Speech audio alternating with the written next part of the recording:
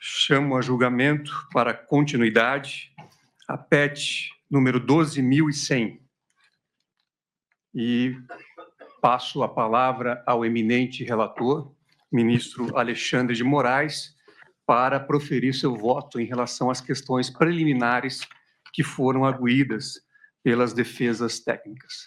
Obrigado, presidente. Presidente, conforme a metodologia que nós inicialmente combinamos, para cada preliminar eu vou dar meu voto e aí aguardo o voto dos demais e prosseguimos.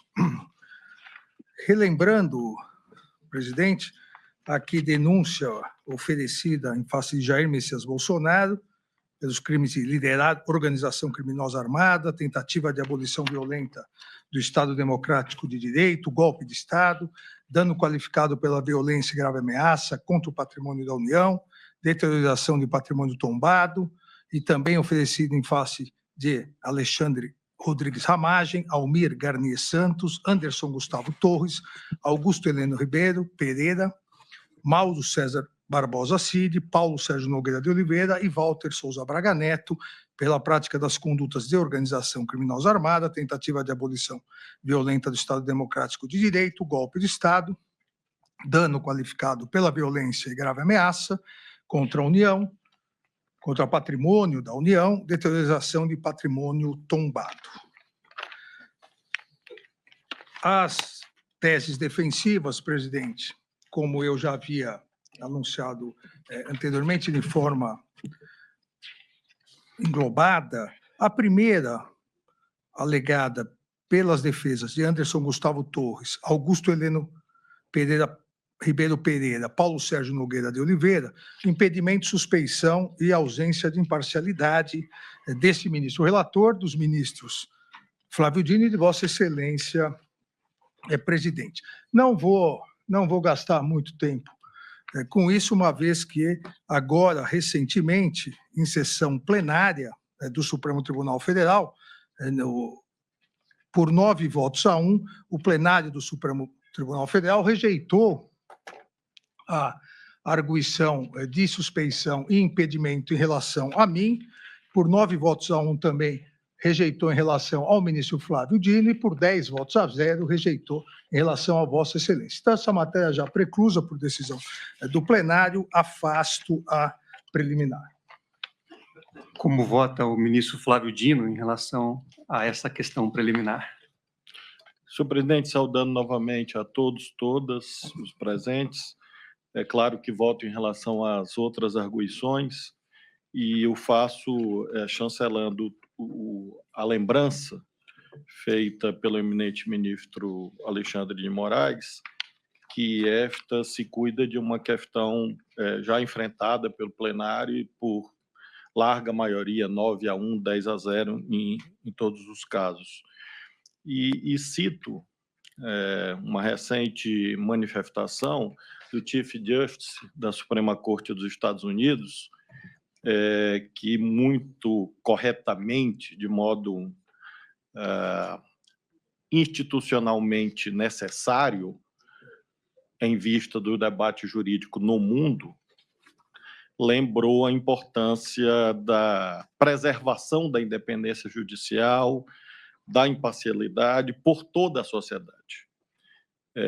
Sua Excelência, conforme notícia publicada no New York Times no dia 18 de março, próximo passado, fez questão de dizer que as discordâncias quanto a decisões judiciais são normais, porém, tem exatamente uma resposta normal, que não a tentativa de, eventualmente, sancionar os tribunais e os juízes em face de discordâncias. E Sua Excelência, o presidente da Suprema Corte dos Estados Unidos, com isto corroborou uma interessante declaração dada por ele próprio, já na condição de Chief Justice, nomeado, lembremos, pelo presidente George W. Bush, e, portanto, já exercendo há longo período este cargo, deu uma importante declaração, que, a meu ver, é muito elucidativa em razão do que foi, inclusive, muito bem referido pelas brilhantes sustentações orais na tribuna. Às vezes, em razão daquilo que se convencionou chamar de, entre aspas, polarização, há uma tentativa de transformar os tribunais em parte dessa polarização. E eu concluo a minha manifestação reproduzindo, entre aspas, o que disse John Roberts. Não temos juízes Obama ou juízes Trump, juízes Bush ou juízes Clinton. O que temos é um grupo de juízes dedicados fazendo o melhor que podem para fazer o mesmo direito àqueles que comparecem diante deles. Esse judiciário é algo pelo qual todos nós deveríamos ser gratos. Então, inspirado nessa referência constitucional que a experiência brasileira adotou desde o alvorecer da República, é que considero que não há lastro nem constitucional, nem infraconstitucional para o acolhimento, e por isso acompanho o eminente relator. Como vota o ministro Luiz Fux? Senhor presidente, saudando também Vossa Excelência, o Luiz Procurador-Geral da República, a nossa decana ministra Carmen Lúcia, ministro Alexandre de Moraes, ministro Flávio Dino. Senhor presidente, eu também tive a oportunidade de lançar meu voto e assim o fazia também na medida que pertencia a vários colegiados. Quem decide essa questão é o presidente, ou então o próprio ministro. E essa questão foi decidida, o presidente entendeu que o ministro Alexandre estava no exercício da sua independência jurídica ao decidir todas essas questões, e também Sua Excelência se entendeu isento para julgar. O fato do ministro Alexandre de Moraes ter atuado com tanta exação e competência é motivo de elogio, não motivo para afastá-lo do processo. Eu rejeito a alegação. Obrigado, ministro Luiz Fux. Como vota a nossa decana, a ministra Carmen Lúcia? Obrigada, presidente. Cumprimento também Vossa Excelência, reiterando os cumprimentos da manhã, os senhores ministros, procurador-geral, senhores advogados, todos que nos acompanham, senhores magistrados.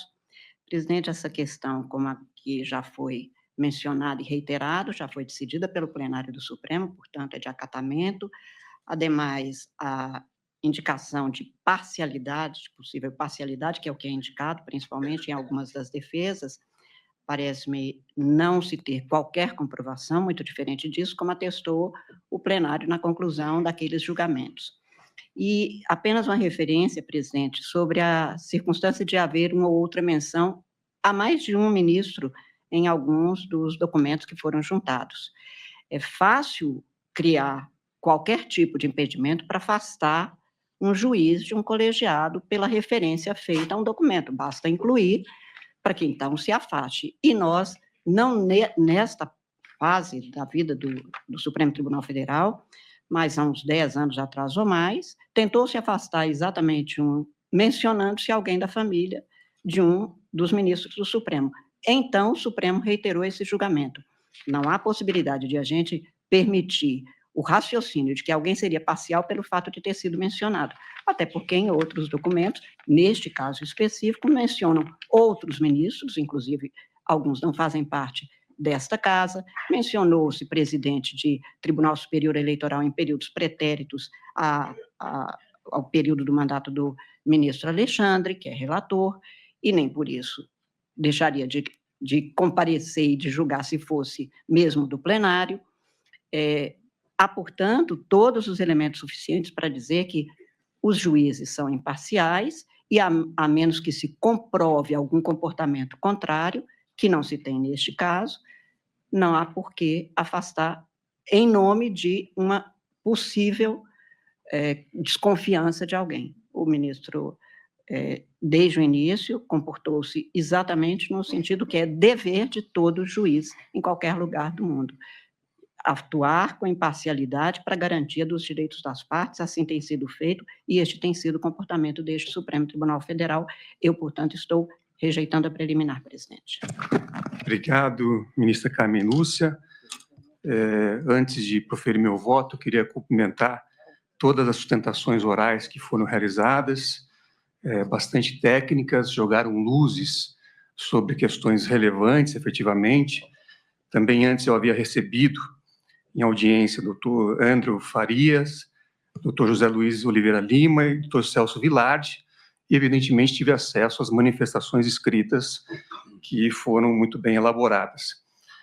Nessa questão preliminar, eu também estou acompanhando o eminente ministro relator Alexandre de Moraes, porque entendo que a questão da arguição de impedimento, suspeição, já foi analisada pelo plenário, já houve ali a oportunidade da apresentação das informações, uma primeira decisão do ministro-presidente, que tem a competência para fazer essa análise, e depois, nos recursos, a análise do plenário. Então, não identifico realmente nenhum interesse da parte do ministro Alexandre de Moraes ou alguma causa que possa configurar o seu impedimento ou a sua suspeição, assim como também não vejo nenhuma causa que possa configurar impedimento ou suspeição do eminente ministro Flávio Dino.